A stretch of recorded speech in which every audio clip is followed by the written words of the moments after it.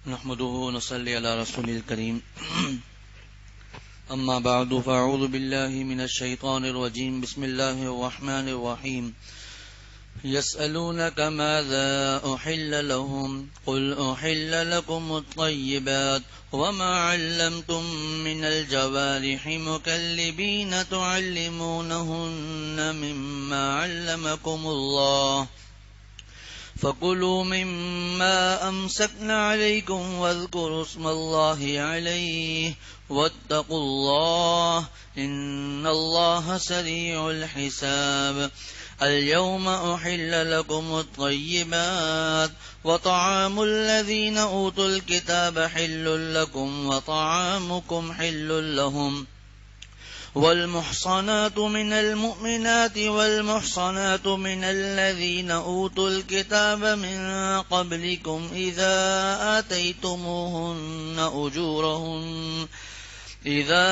آتيتموهن أجورهن محسنين غير مسافحين ولا متخذي أخدان ومن يكفر بالإيمان فقد حبط عمله وهو في الآخرة من الخاسرين۔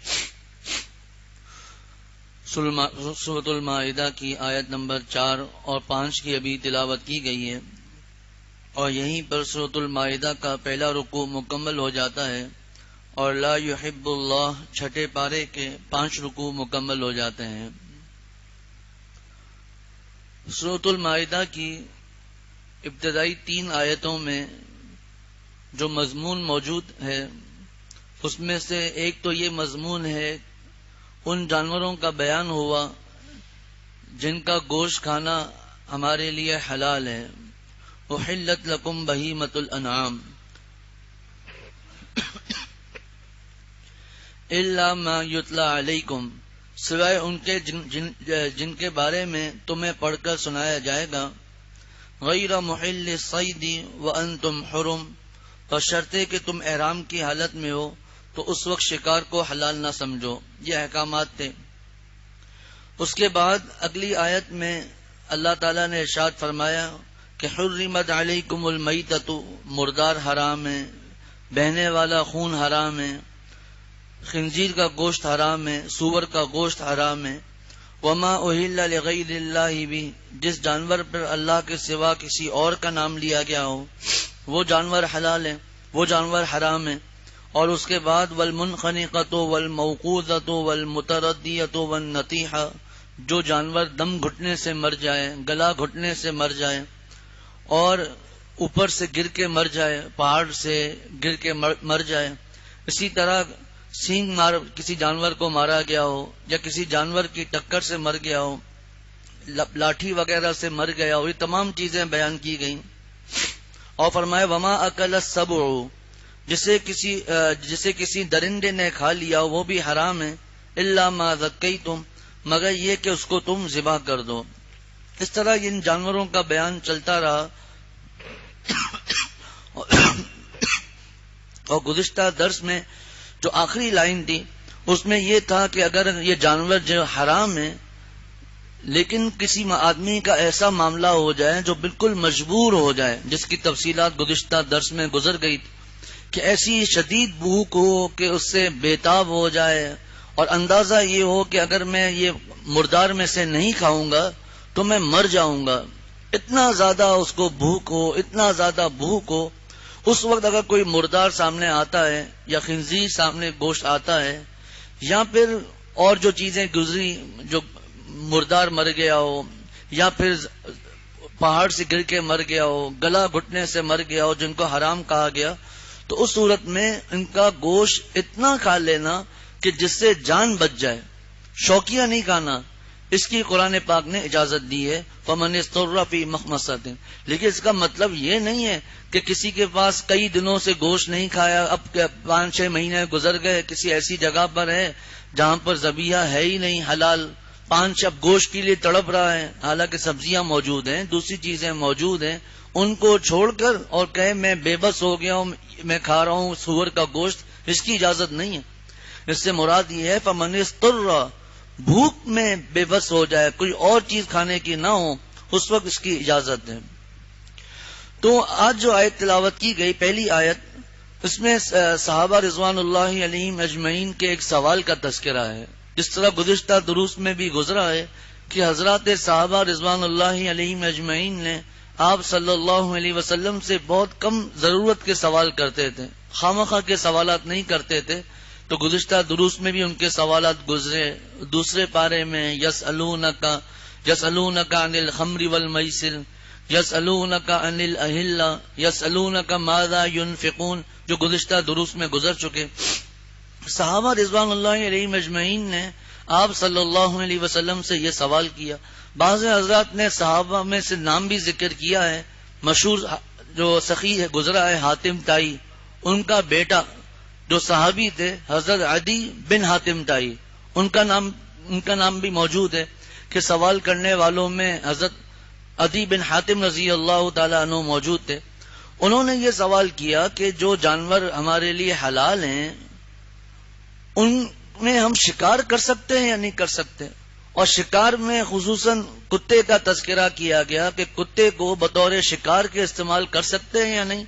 اسی طرح پرندے میں باز کا تذکرہ کیا کہ ہم اس کو استعمال کر سکتے ہیں یا نہیں کر سکتے۔ اس کا جواب اس پہلی آیت میں دیا گیا ہے۔ دیکھیں، ایک تو ہوتا ہے ذبح اختیاری اور ایک ہوتا ہے ذبح اضطراری۔ ذبح اختیاری تو ہم سمجھتے ہیں ہمارے اختیار کا ذبح، اور دوسرا ہوتا ہے ذبح اضطراری، مجبوری کا ذبح۔ ذبح اختیاری ہوتا ہے ان جانوروں میں جو ہم سے مانوس ہو چکے ہیں، جیسے بکرا ہے، بکری ہے، گائے، بیل، بھینس، اونٹ، دمبا وغیرہ۔ یہ چونکہ انسان سے مانوس ہو چکے ہیں تو ان میں ذبح اختیاری ہی ہے کہ شریعت کے حساب سے 4 رگیں جانوروں کی کاٹنی ہوتی ہیں، ایک اس کے کھانے پینے کا جو نالی ہے وہ، ایک سانس لینے کی نالی وہ، اور 2 اس کی شہ رگیں جس کو ودجان کہتے ہیں، ان کی شہ رگیں۔ ان 4 رگوں کو کاٹنا ہوتا ہے۔ اگر تو ان 4 کو کاٹ دیا پھر تو جانور حلال ہے، لیکن اگر ان 4 میں سے 4 کو نہیں کاٹ سکے بلکہ 3 رگیں بھی کٹ گئی تو بھی فتویٰ اسی پر ہے کہ اس صورت میں وہ جانور حلال ہو جاتا ہے۔ یہ ہوتا ہے ذبح اختیاری ان جانوروں میں جو انسان سے مانوس ہیں۔ لیکن وہ جانور جو انسان سے مانوس نہیں ہے، جیسے کہ ہرن ہے، بھاگتا ہے، اور پرندوں میں جیسے ہیں، ان چیزوں کے شکار شریعت نے، چونکہ ذبح کرنا ہرن کو باقاعدہ ممکن ہی نہیں، بہت مشکل، تو شریعت نے شکار کی اجازت دی ہے، جس کا تذکرہ ابھی میں عرض کروں گا۔ وہ شکار کا طریقہ کیا ہے، اس کی شرائط کیا ہیں، وہ ابھی میں انشاءاللہ ان کا تذکرہ کروں گا۔ تو شریعت نے ان جانوروں میں جن کو شکار کہا جاتا ہے، شکار کرنا کہا جاتا ہے، ان میں ذبح اضطراری کی اجازت دی ہے، جس کا طریقہ یا تو کتے کے ذریعے شکار کیا جائے، اس کی شرائط ابھی آگے آئیں گی، یا پھر جو پرندے جو اپنے پنجوں سے شکار کرتے ہیں ان کے ذریعے شکار کیا جائے، یا تیر کے ذریعے شکار کیا جائے۔ شریعت نے اس کی اجازت دی ہے، شریعت نے اس کی اجازت دی۔ اچھا، اب اگر یہ جو ہرن وغیرہ ہیں جن کو ذبح اضطراری، میں نے تفصیلات بتا دی۔ ذبح اضطراری، اختیاری کیا ہے؟ باقاعدہ ذبح کرنا، اور اضطراری یعنی ہم باقاعدہ ذبح نہیں کر سکتے، مجبور ہیں، تو ان پر کتے کو چھوڑ دیا یا باز کو چھوڑ دیا یا تیر پھینک دیا ان کے اوپر، جس کی شرائط ابھی آگے بیان ہوں گی۔ تو اس کی شریعت نے اجازت دی ہے۔ لیکن معاملہ ہو گیا الٹا، ہرن ہم سے مانوس ہو گیا، بھاگتا ہی نہیں ہے، اب یہاں پر ذبح اضطراری نہیں ہے بلکہ ذبح اختیاری ہے۔ اسی طرح جن جانوروں میں ذبح اختیاری تھا لیکن وہ بدک چکا ہے، ہمارے قابو میں نہیں آ رہا، یا پھر گائے جو ہے وہ کنویں میں گر گئی، اب کیسے جا کر اس کو ذبح اختیاری کریں گے؟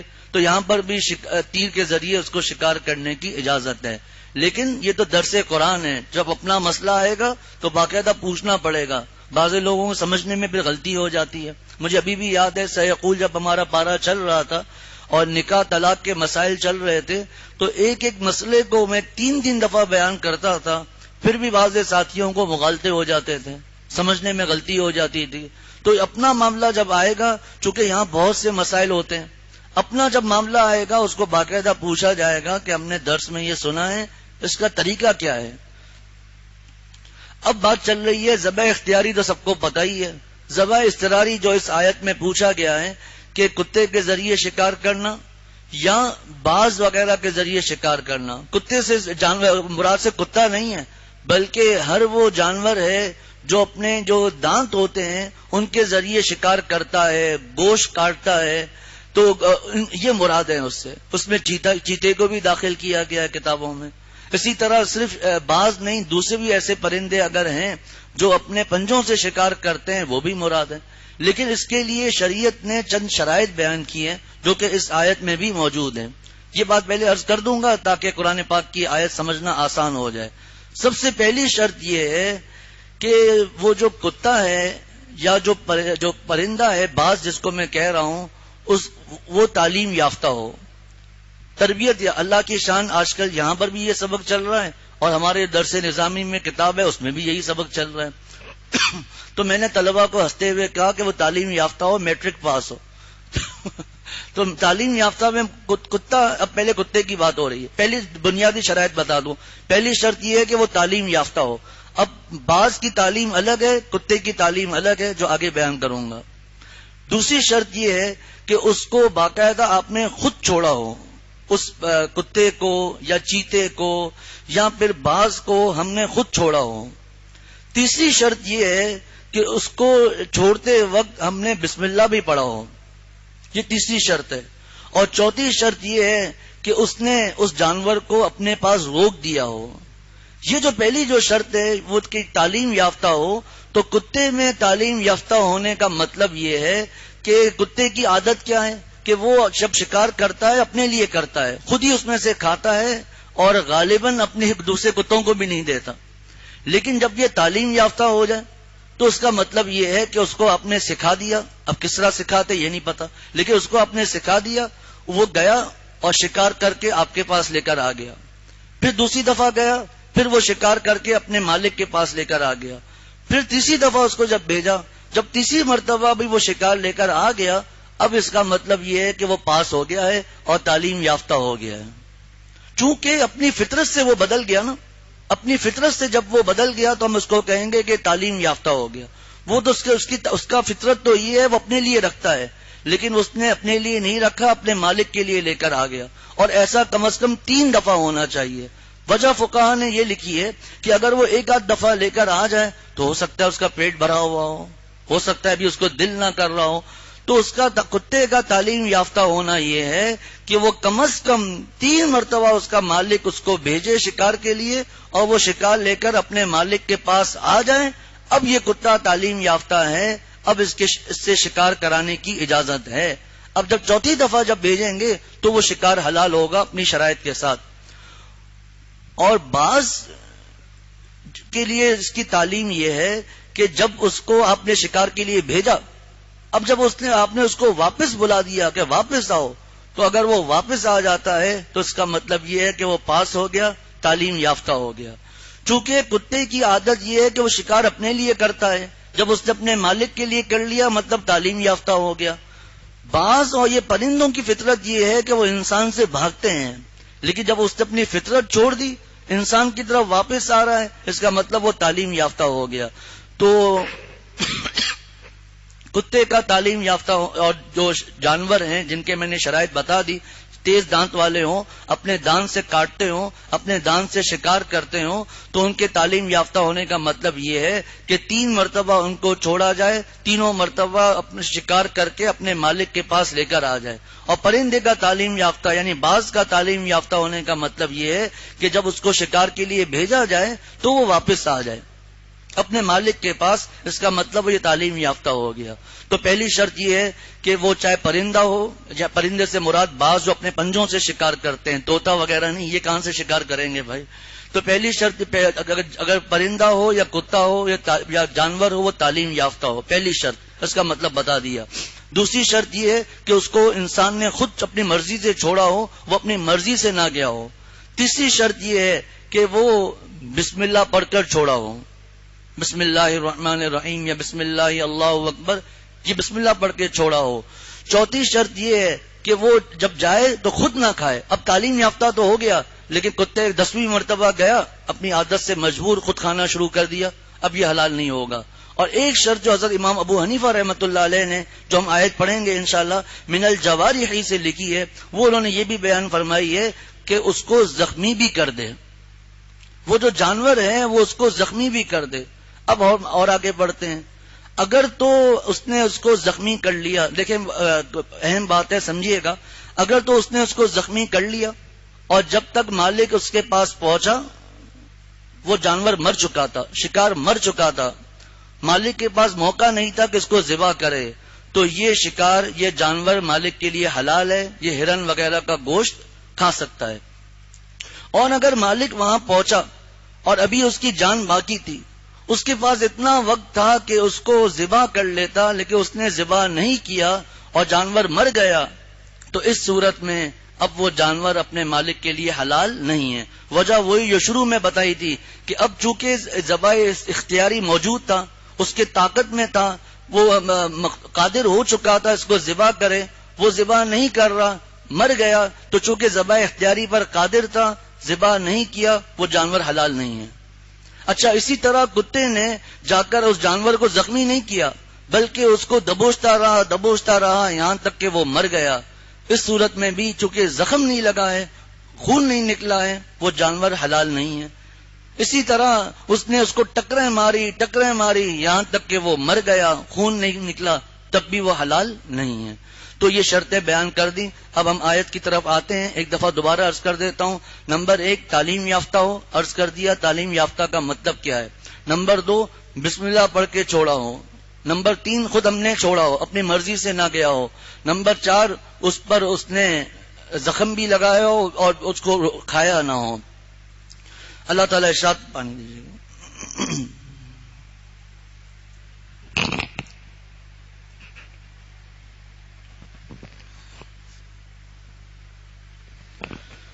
قرآن پاک میں اللہ تعالیٰ ارشاد فرماتے ہیں، یسألونک، وہ لوگ آپ سے پوچھتے ہیں، یعنی صحابہ آپ سے پوچھتے ہیں۔ پہلے ترجمہ کر لیتا ہوں۔ یسألونک، وہ لوگ آپ سے پوچھتے ہیں، ماذا احل لہم، ان کے لیے کون سی چیزیں حلال ہیں۔ قل، آپ فرما دیجئے، احل لکم الطیبات، کہ تمہارے لیے پاکیزہ چیزیں حلال کی گئی ہیں۔ وما علمتم من الجوارح، اور جن شکاری جانوروں کو تم تعلیم دو۔ وما علمتم من الجوارح، اور جن شکاری جانوروں کو تم تعلیم دو۔ مکلبین، اور تم انہیں چھوڑ دو۔ بعض حضرات نے مکلبین کا مطلب یہ بیان کیا ہے کہ مکلبین کا مطلب ہے سکھایا ہو، اور بعض حضرات نے فرمایا، جس کو حضرت حکیم الامت تھانوی رحمۃ اللہ علیہ نے بھی ترجیح دی ہے، امام قرطبی رحمۃ اللہ علیہ نے، دوسرے مفسرین نے بھی ترجیح دی ہے کہ مکلبین کا مطلب ہے کہ تم انہیں خود چھوڑا ہو۔ مکلبین، تم انہیں چھوڑ دو۔ تعلمونہن مما علمکم اللہ، ان کو اس طریقے سے تعلیم دو جو اللہ نے تم کو تعلیم دی ہے۔ تعلمونہن، ان کو اس طریقے سے تعلیم دو جس طریقے سے اللہ نے تم کو تعلیم دی ہے۔ فکلوا مما امسکنا علیکم، تو ایسے شکاری جانور میں فکلوا مما امسکنا علیکم، تو ایسے شکاری جانور میں شکار کو تمہارے لیے پکڑیں، ان کو کھا لو۔ فکلوا تعلمونہن مما علمکم اللہ، تو تم کو تعلیم دو جو تم کو اللہ نے تعلیم دیا ہے۔ فکلوا مما امسکنا علیکم، اور تم کھاؤ ان شکاری جانوروں کو، امسکنا علیکم، جس کو وہ تمہارے لیے پکڑیں، تمہارے لیے روکے رکھیں، اس میں سے کھاؤ۔ وَاذْكُرُوا اسْمَ اللَّهِ عَلَيْهِ، اور اس پر اللہ کا نام لیا کرو۔ وَاتَّقُوا اللَّهَ، اور اللہ سے ڈرو۔ ان اللہ سریع الحساب، بے شک اللہ جلد حساب لینے والا ہے۔ تو شروع میں نے عرض کر دیا، چونکہ جب تک اس آیت کا مطلب اور مفہوم اور یہ شرائط نہ بتائی جائیں تب تک اس آیت کا ترجمہ سمجھ میں آنا مشکل تھا۔ تو عرض کر دیا شروع میں کہ ان آیات میں اللہ تعالیٰ نے حضرات صحابہ رضوان اللہ علیہم اجمعین کے ایک سوال کا تذکرہ فرمایا کہ صحابہ نے آپ صلی اللہ علیہ وسلم سے سوال کیا کہ ان کے لیے کون سی چیزیں حلال ہیں۔ فرمایا کہ آپ فرما دیجئے احل لکم الطیبات، کہ تمہارے لیے پاکیزہ چیزیں حلال کی گئی ہیں۔ اب یہ طیبات کیا چیز ہے؟ پاکیزہ کسے کہتے ہیں؟ تو حضرت مفتی اعظم پاکستان حضرت مفتی شفیع صاحب رحمۃ اللہ علیہ، حضرت مفتی عاشق الہی صاحب رحمۃ اللہ علیہ نے اپنی تفسیروں میں بیان کیا ہے، تفسیر روح المانی کے حوالے سے فرمایا کہ پاکیزہ چیزیں کہتے ہیں ان جانوروں کو جو ان جانوروں کا گوشت کھانا جس کو طبیعت سلیمہ اور فطرت سلیمہ اس کو پسند کرتی ہو، ایسی چیزوں کو پاکیزہ کہا گیا ہے۔ اب گزشتہ دروس میں بھی اس کی تفصیلات گزری تھی کہ شریعت نے مردار کو حرام کیا، یعنی جس کو ذبح نہ کیا گیا ہو، چونکہ جب جانور ذبح ہوتا ہے تو اس سے اس کی جو خون باہر نکل جاتا ہے، اندر جمع ہوا نہیں ہوتا، وہ بیماریوں کا باعث بن جاتا ہے۔ مردار کو منع کر دیا، جب تک خون نہ نکلے تب تک حرام ہے۔ خنزیر کو منع کر دیا، اور جن جن جانوروں کے گوشت کھانے سے انسان میں وحشت آتی ہو، اس کی طبیعت میں بگاڑ آتا ہو، اس کے خواہشات گناہ کی بڑھتی ہوں، تو ایسے جانوروں سے اللہ تعالیٰ نے منع فرما دیا۔ یہ طیبات کون سے جانور ہیں؟ جن کو فطرت سلیمہ اچھی طبیعت رکھنے والے اس کو کھاتے ہوں۔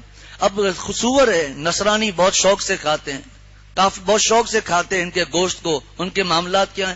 اسی طرح جو آپ صلی اللہ علیہ وسلم نے ہمیں منع فرمایا کہ وہ جانور جو چیڑ پھاڑ کرنے والے ہوں، دانتوں سے شکار کرتے ہوں، کاٹتے ہوں، ان جانوروں کا گوشت مت کھاؤ، ورنہ تمہارے اندر بھی یہ درندی والے صفات تمہارے اندر بھی آ جائیں گے۔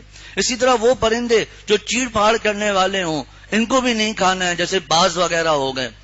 اسی طرح جو جانور گندگیاں کھاتے ہوں ان کو بھی مت کھاؤ، کیڑے مکوڑوں کو بھی مت کھاؤ۔ یہ سانپ ہو گیا، یہ مینڈک ہو گیا، یہ کچھوا ہو گیا، یہ چیزیں ہو گئیں، سانپ، کیڑے مکوڑے۔ اب کوئی کہہ سکتا ہے کہ جی جو کافر ہیں وہ ہمارے سامنے آ کر کہہ سکتے ہیں جی ہمیں تو یہ کیڑے مکوڑے، یہ بندر اور یہ کیڑے، یہ چیزیں ہمارے لیے کوئی معیوب نہیں ہے، ہم تو کھاتے ہیں اور ہم اپنے آپ کو فطرت سلیمہ والا سمجھتے ہیں، آپ کیسے فیصلہ کر سکتے ہیں؟ تو بات یہ ہے کہ یہ جو چیزیں سے ہمارے اسلام میں حرام نہیں، اس سے پہلے بھی شریعتوں میں یہ چیزیں حرام تھیں، یہ چیزیں پہلے بھی حرام تھی۔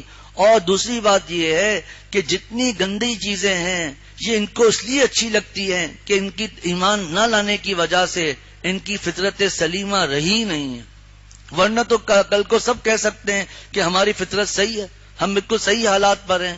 تو جو دین نے اور اللہ تعالیٰ اور اس کے رسول صلی اللہ علیہ وسلم نے بتا دیا کہ ان کو کھاؤ، ہمیں وہ کھانا ہے، جن باتوں سے منع کر دیا ان سے بچنا ہے۔ کتنے جانوروں کو اللہ تعالیٰ نے حلال کر دیا، کتنے پرندوں کو اللہ تعالیٰ نے حلال کر دیا۔ تو یہاں پر حضرت مفتی شفیع صاحب رحمۃ اللہ علیہ نے بہت تفصیل کے ساتھ اس کو حضرت نے بیان فرمایا ہے، لیکن اس کا خلاصہ یہی ہے کہ طیبات سے مراد یہ ہے وہ نفس جو پاکیزہ ہو، فطرت سلیمہ رکھنے والا ہو، اچھی طبیعت رکھنے والے جو ہوں، وہ جن چیزوں کو اچھا سمجھتے ہیں وہ ہے طیبات۔ تو فرمایا کہ یسألونک ماذا احل لہم، وہ آپ سے سوال کرتے ہیں ماذا احل لہم کہ ان کے لیے کون سی چیزیں حلال ہیں۔ قل آپ فرما دیجئے احل لکم الطیبات کہ تمہارے لیے پاکیزہ چیزیں حلال کی گئی ہیں۔ اب جو چیزیں حلال کی گئی ہیں ان کے دو طریقے میں نے بتائے ذبح کے، ایک تو باقاعدہ جس کو ذبح کہتے ہیں، جس کو ابھی ہم ذبح اختیاری کا نام دے رہے ہیں، اور دوسرا شکار کے ذریعے ان کو جو شکار ہیں جہاں شریعت نے اجازت دی ہے کہ اس کو شکار کے ذریعے کر سکتے ہیں، اس کے بارے میں بیان ہے۔ وما علمتم من الجوارح، وما علمتم من الجوارح کہ جن شکاری جانوروں کو تم تعلیم دو، وما علمتم من الجوارح، اب یہاں سے شکاری جانور بھی آ گئے، اور بعض حضرت امام ابو حنیفہ رحمۃ اللہ علیہ نے جوارح سے زخم کا مراد لیا ہے کہ زخمی کرنا بھی ضروری ہے، جانور کا خون نکالنا بھی ضروری ہے۔ دوسری شرط جو بیان ہوئی تھی مکلبین، تم انہیں چھوڑو، انسان نے خود چھوڑا ہو، اپنی مرضی سے نہ گیا ہو، مکلبین۔ آگے تعلمونہن مما علمکم اللہ، ان کو اس طریقے سے تعلیم دو جو تم کو اللہ نے تعلیم دیا ہے، اللہ نے ہمیں سکھایا ان کو تعلیم دینی ہے۔ آگے فرمایا کہ فکلوا مما امسکنا علیکم، ایسے شکاری جانور میں شکار کو، جو شکار تمہارے لیے پکڑیں اس میں سے کھاؤ، اس کو کھا لو جو تمہارے لیے پکڑیں۔ کیا مطلب؟ خود نہ کھائیں۔ لہٰذا اگر آپ صلی اللہ علیہ وسلم نے حضرت عدی بن حاتم رضی اللہ تعالیٰ عنہ سے فرمایا کہ اگر وہ کتا اس میں سے کھا لے تو اس کا مطلب یہ ہے کہ اس نے تمہارے لیے نہیں پکڑا، اپنے لیے پکڑا ہے تو کھانا اس میں سے ہے جو وہ تمہارے مما امسکنا علیکم، جس کو وہ تمہارے لیے شکار پکڑے، واذکروا اسم اللہ علیہ، اور اس پر اللہ کا نام بھی لیا کرو۔ دیکھیں، ایک ہے کہ کوئی آدمی اللہ کا نام لینا بھول گیا، اس سے شکار حرام نہیں ہوتا ہے، اسی کا حرام نہیں ہوگا۔ حرام اس وقت ہوتا ہے جب جان بوجھ کر وہ اس کو بھول جائے، جان بوجھ کر نام نہیں لے رہا، پتہ بھی ہے کہ نام لینا چاہیے، چھوڑو بھائی کوئی ضرورت نہیں ہے، بعد میں لکھ لیں گے، ابھی ضرورت نہیں، نام اللہ تعالیٰ کا لینا ہے۔ وَاذْكُرُوا اسْمَ اللَّهِ عَلَيْهِ، اور اس پر اللہ کا نام بھی لیا کرو۔ وَاتَّقُوا اللَّهَ، پہلے بھی کئی مرتبہ ہمارے دروس میں گزر چکا ہے کہ جب اللہ تعالیٰ کسی چیز کا حکم دیتے ہیں تو اس چیز کے حکم کے ساتھ ساتھ اللہ تعالیٰ تقویٰ کا بھی حکم دیتے ہیں، ڈرنے کا بھی حکم دیتے ہیں، یا کوئی ایسی بات بیان کر دیتے ہیں جس کی وجہ سے اس معاملے پر عمل کرنا آسان ہو جائے۔ تو چونکہ جب آدمی شکار کرے گا تو ہو سکتا ہے کہ وہ شکار میں اللہ تعالیٰ کے احکامات کو بھول جائیں، یا جیسے حضرت مفتی عاشق الہی صاحب رحمۃ اللہ علیہ نے لکھا ہے کہ عام طور پر جو لوگ شکار کرتے ہیں وہ شکار میں اتنا منہمک ہو جاتے ہیں، اتنا اس میں محو ہو جاتے ہیں کہ وہ اپنے ضروری چیزوں کو بھول جاتے ہیں، فرائض سے غافل ہو جاتے ہیں، نمازوں سے غافل ہو جاتے ہیں۔ تو اس غفلت سے بچانے کے لیے اللہ تعالیٰ فرما رہے ہیں واتقوا اللہ، اور اللہ سے ڈرو، تقوی اختیار کرو۔ ان اللہ سریع الحساب، بے شک اللہ جلد حساب لینے والے ہیں۔ آگے اللہ تعالیٰ ارشاد فرماتے ہیں الیوم احل لکم الطیبات، آج تمہارے لیے، اب پیچھے شکار کا معاملہ تھا، اب یہاں سے دو باتیں مضمون آ رہے ہیں کہ ایک تو جس طرح مسلمانوں کا ذبیحہ حلال ہے اسی طرح اہل کتاب کا ذبیحہ بھی حلال ہے۔ اہل کتاب کون ہے اس کی تفصیلات آگے مختصراً عرض کر دوں تاکہ بعض لوگ پریشان ہو جاتے ہیں کہ کیا مضمون آ گیا۔ مختصراً اہل کتاب تو بتا دیا، یہود و نصارہ، حضرت موسیٰ علیہ السلام کو جو نبی مانتے ہیں وہ یہود، اور جو حضرت عیسیٰ علیہ السلام کو نبی مانتے ہیں وہ نصارہ، جن کو عیسائی بھی کہا جاتا ہے۔ تورات اور انجیل کو فالو کرنے والے، حضرت موسیٰ علیہ السلام پر تورات اتری، حضرت عیسیٰ علیہ السلام پر انجیل اتری۔ تو اہل کتاب جس طرح مسلمانوں کا ذبیحہ حلال ہے اسی طرح اہل کتاب کا ذبیحہ بھی حلال ہے۔ جس طرح مسلمان عورتوں سے نکاح حلال ہے اسی طرح اہل کتاب سے بھی نکاح حلال ہے، لیکن پہلے بھی اس کی تفصیل گزر چکی ہے۔ آج کل عام طور پر کوئی بھی اہل کتاب نہیں ہے، اس سے ہو سکتا ہے آج یہ بیان ہو جائے، ہو سکتا ہے اگلے اتوار پر بیان ہو۔ آج کل عام طور پر کوئی بھی اہل کتاب نہیں ہے، یہ سب کے سب دہریے ہیں، جس کی تفصیلات انشاءاللہ آخر میں عرض کروں گا۔ اللہ تعالیٰ ارشاد فرماتے ہیں الیوم احل لکم الطیبات، آج تمہارے لیے حلال چیزیں حلال رکھی گئی ہیں۔ یعنی میں نے عرض کیا تھا یہ آیتیں حجۃ الوداع کے موقع پر نازل ہوئی تھی، اور اس کے کچھ دنوں کے بعد ہی 80، 81، 82 دنوں کے بعد آپ صلی اللہ علیہ وسلم نے دنیا سے پردہ فرما لیا تھا۔ تو آج کے دن تمہارے لیے حلال چیزیں حلال رکھی گئی ہیں، اب یہ دوبارہ حرام نہیں ہوں گی۔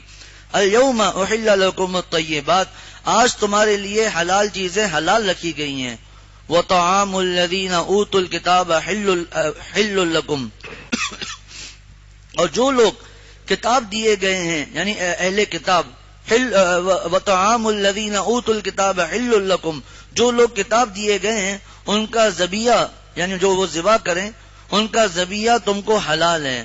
وطعامکم حل لہم، اور تمہارا ذبیحہ ان کو حلال ہے۔ والمحصنات من المؤمنات، نیز مومنوں میں سے پاک دامن عورتیں بھی حلال ہیں۔ والمحصنات من الذین اوتوا الکتاب من قبلکم، اور ان لوگوں میں سے بھی پاک دامن عورتیں تمہارے لیے حلال ہیں۔ اوتوا الکتاب من قبلکم، جن کو تم سے پہلے کتاب دی گئی تھی۔ اذا آتیتموہن اجورہن، اذا آتیتموہن اجورہن، جبکہ تم ان کو ان کے مہر دے دو، محسنین، ان کو نکاح کی حفاظت میں لانے کے لیے، یعنی ان کو نکاح کی حفاظت میں لانے کے لیے ان سے نکاح کرنے کی تمہیں اجازت دی ہے، لیکن تمہیں ان کو بھی ان کے مہر دینے ہیں۔ آگے فرمایا اللہ تعالیٰ نے غیر مصافحین، نہ تو صرف حوث نکالنا مقصود ہو، ولا متخذی اخدان، اور نہ خفیہ آشنائی پیدا کرنا مقصود ہو۔ آگے فرماتے ہیں وَمَن يَكْفُرْ بِالْإِيمَانِ فَقَدْ حَبِطَ عَمَلُهُ، جو شخص ایمان سے انکار کر دے، ومن یکفر بالایمان، جو شخص ایمان سے انکار کرے، فقط حبط عملہ، تو اس کا عمل غارت ہو جائے گا، حبط ختم ہو جائے گا، وہو فی الآخرۃ من الخاسرین، اور آخرت میں اس کا شمار خسارہ اٹھانے والوں میں ہوگا۔ ابھی جو آیت دوسری آیت ہے، آیت نمبر 5، اللہ تعالیٰ ارشاد فرماتے ہیں الیوم احل لکم الطیبات، آج تمہارے لیے حلال چیزیں حلال رکھی گئی ہیں، یعنی اب یہ چیزیں منسوخ نہیں ہوں گی، دوبارہ حرام نہیں ہوں گی، بس آج جو حلال کر دی گئی اب ہمیشہ ہمیشہ کے لیے تمہارے لیے حلال ہیں۔ لیکن اگر حلال جانوروں کو کسی نے اپنے طور پر حرام کر دیا، جس کی تفصیلات گزر گئی، یا تو اس کو ذبح ہی نہیں کیا، وہ مردار ہو گیا، یا ذبح کرنے کا موقع نہیں ملا، وہ پہاڑ سے گر گیا، کسی نے سینگ مار دیے، گاڑی کی ٹکر سے مر گیا، جانور کی ٹکر سے مر گیا، یا اس کو ذبح کرتے وقت اللہ کے علاوہ غیر اللہ کا نام لیا جا رہا ہے، وہ معاملات پھر الگ ہیں۔ الیوم احل لکم الطیبات، آج تمہارے لیے حلال چیزیں حلال رکھی گئی ہیں۔ اب دو باتیں یہاں پر آ رہی ہیں۔ پہلی بات تو یہ کہ جس طرح مسلمانوں کا ذبیحہ حلال ہے، اسی طرح اہل کتاب کا ذبیحہ بھی حلال ہے، یعنی اگر کسی جانور کو مسلمان ذبح کرتا ہے اللہ کا نام لے کر وہ حلال ہے، اسی طرح اہل کتاب بھی یعنی یہود اور نصارہ بھی کسی جانور پر اللہ کا نام لے کر اس کو ذبح کرتے ہیں تو وہ بھی حلال ہے۔ اسی طرح جس طرح مسلمان عورتوں سے نکاح حلال ہے، اسی طرح جو اہل کتاب عورتیں ہیں ان سے بھی نکاح کرنا حلال ہے۔ لیکن یہاں پر میں نے عرض کر دیا، حضرت مفتی اعظم پاکستان حضرت مفتی شفیع صاحب رحمۃ اللہ علیہ نے تفسیر معارف القرآن میں بہت زیادہ اس کی تفصیلات بیان کی ہیں کہ اہل کتاب کون ہیں، پھر کیا معاملات ہوئے، اور آخر میں کیا معاملات، آج کل کیا حالات ہیں۔ اسی طرح حضرت شیخ الاسلام حضرت مفتی محمد تقی عثمانی صاحب دامت برکاتہم نے بھی اپنی کتاب اپنی تفسیر آسان ترجمے کے حاشیے میں بھی اس اہل کتاب پر بات فرمائی ہے۔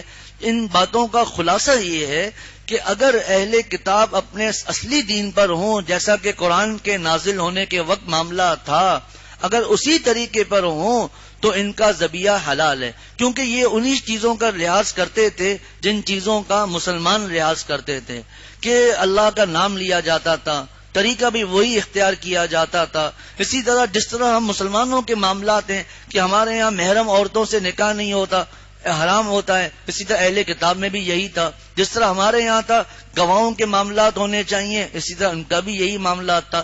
تو یہ اس وقت کے اہل کتاب تھے جب قرآن پاک نازل ہو رہا تھا، نازل ہوا، آپ صلی اللہ علیہ وسلم موجود تھے، اس وقت کے حالات تھے۔ لیکن آج کل جو اہل کتاب ہیں، جس کے بارے میں آخر میں انشاءاللہ مضمون پڑھوں گا، آج کل کوئی اہل کتاب نہیں ہے، یہ سب کے سب دہریے ہیں۔ لیکن حضرت مفتی تقی عثمانی صاحب رحمت برکاتہم نے آسان تفسیر میں لکھا ہے، اس کے باوجود بھی اگر آج کے دور میں بھی کوئی اہل کتاب پکا اہل کتاب ہو، اپنے دین پر وہ قائم ہو، تب بھی ان کی عورتوں سے نکاح نہیں کرنا چاہیے، ان کی عورتوں سے نکاح نہیں کرنا چاہیے۔ ویسے ہی مسلمانوں کو کیا حکم ہے، جیسے کہ ابھی آیت میں بھی انشاءاللہ آئے گا، پاک دامن عورتوں سے نکاح کرنا چاہیے، نیک عورتوں سے نکاح کرنا چاہیے، چاہے جائے کہ اہل کتاب سے نکاح کرنا۔ تو اولاً تو آج کل کوئی اہل کتاب ہے نہیں، اور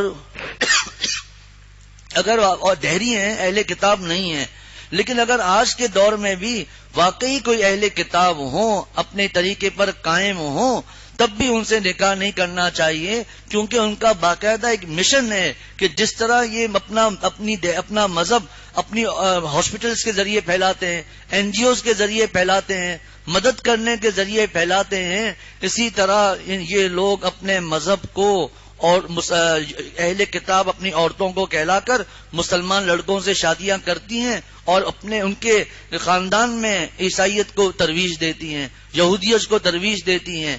یہ معاملات ہیں، اس لیے آج کے دور میں تو بالکل بھی نکاح نہیں کرنا چاہیے۔ یہ تو آج کا دور ہے، 1400 برس سے زیادہ گزر گئے۔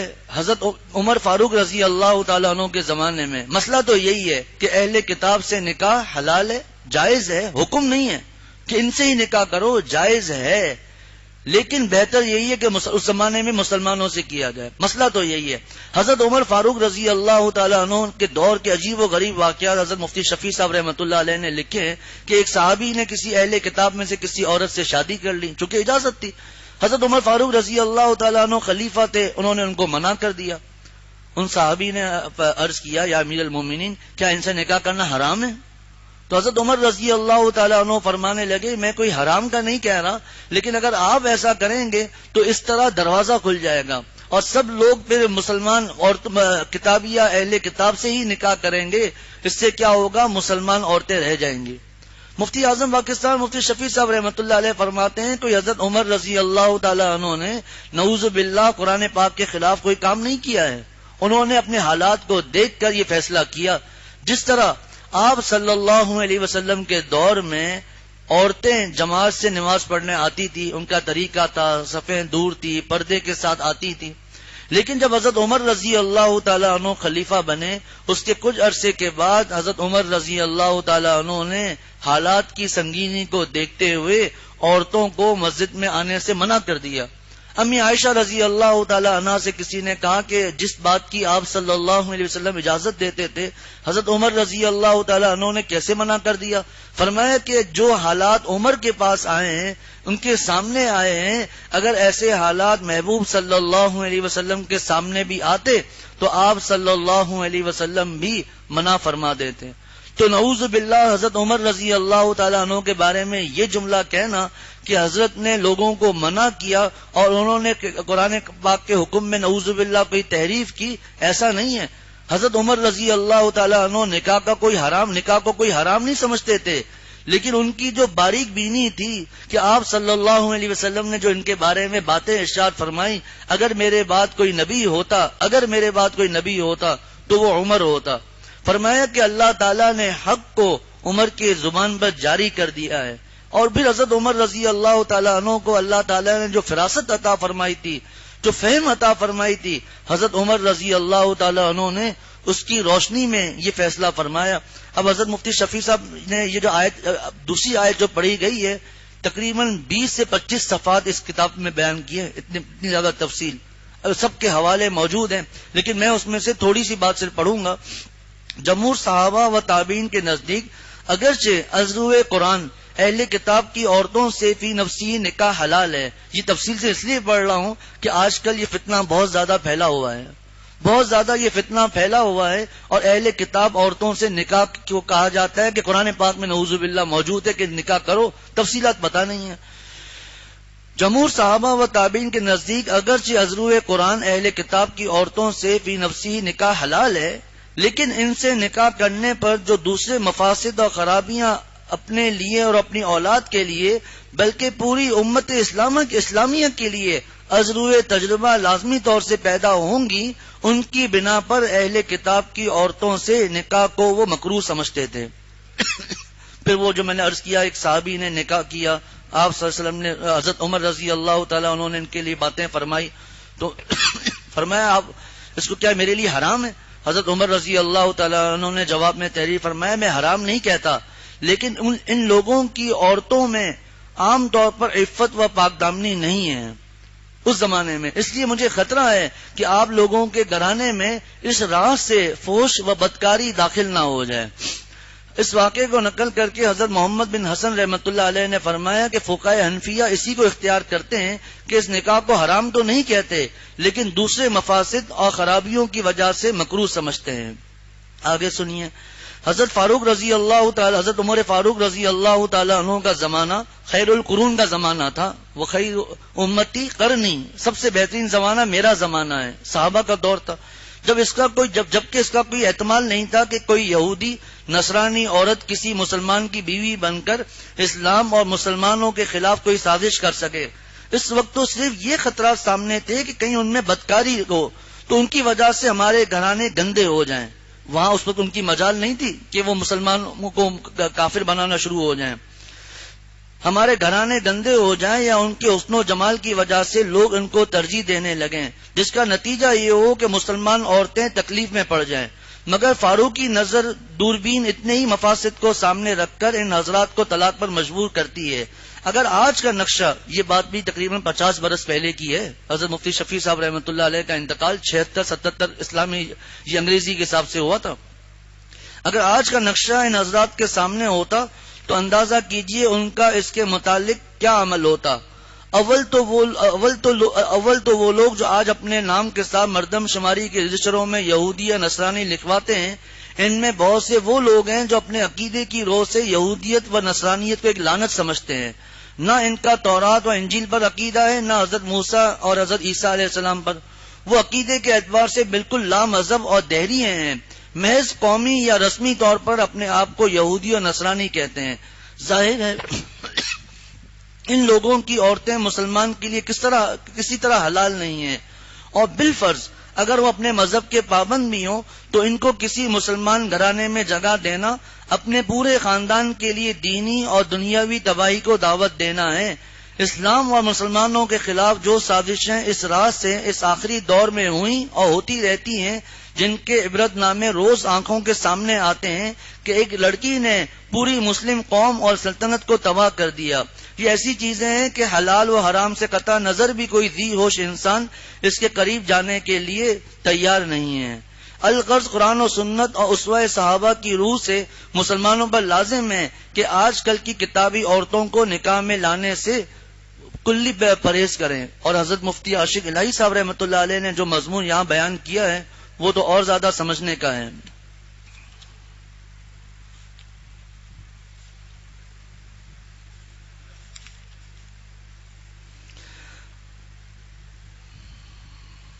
یعنی حضرت عمر رضی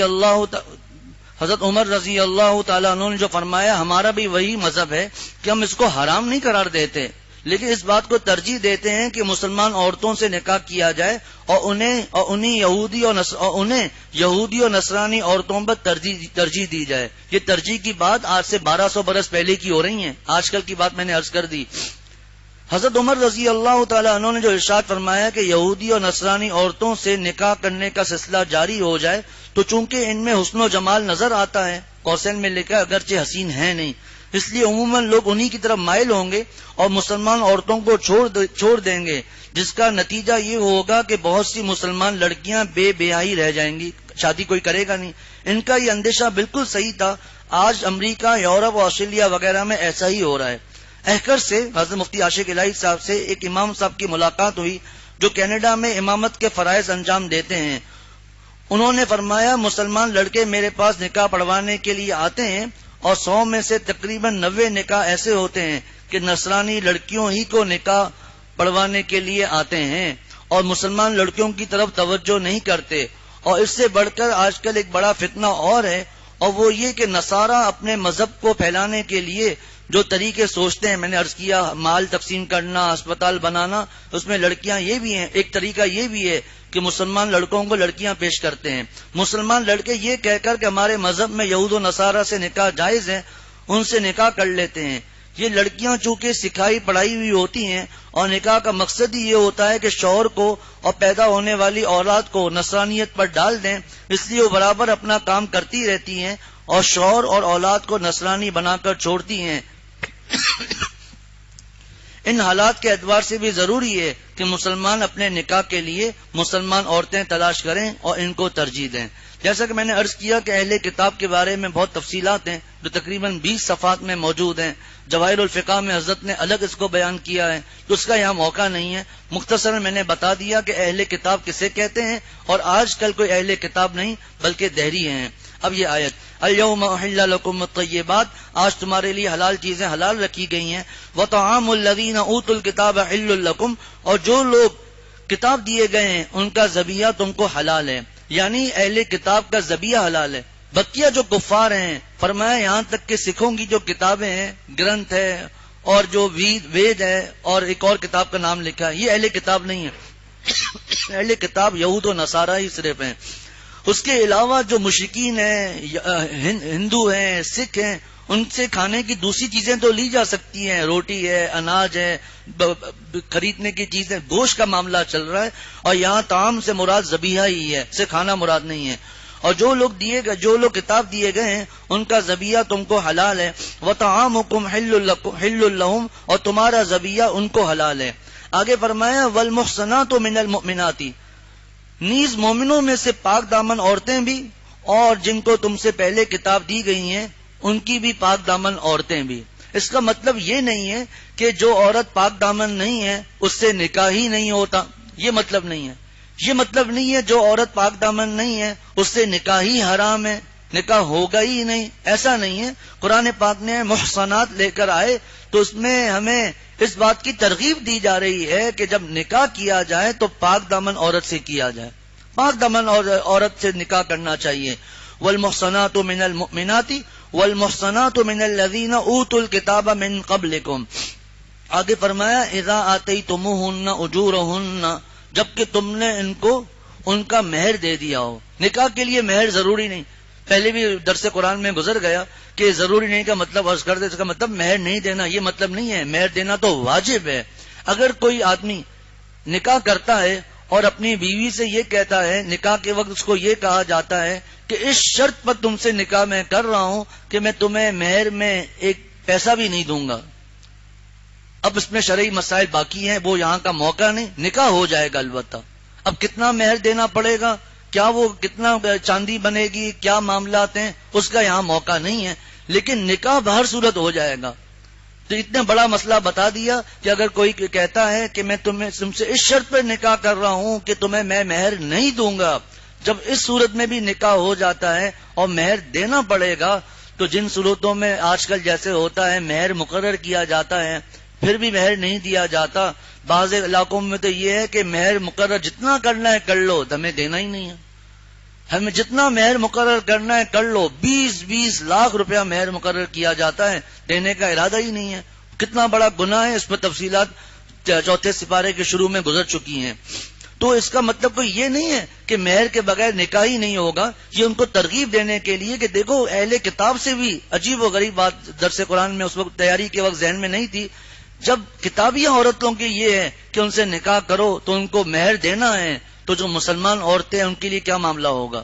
تو ایسا نہیں ہے کہ تم ان سے نکاح کرو اور مہر نہ دو، ان کو تمہیں مہر دینا ہے کیونکہ تم ان کو نکاح میں حفاظت کے لیے لائے ہو۔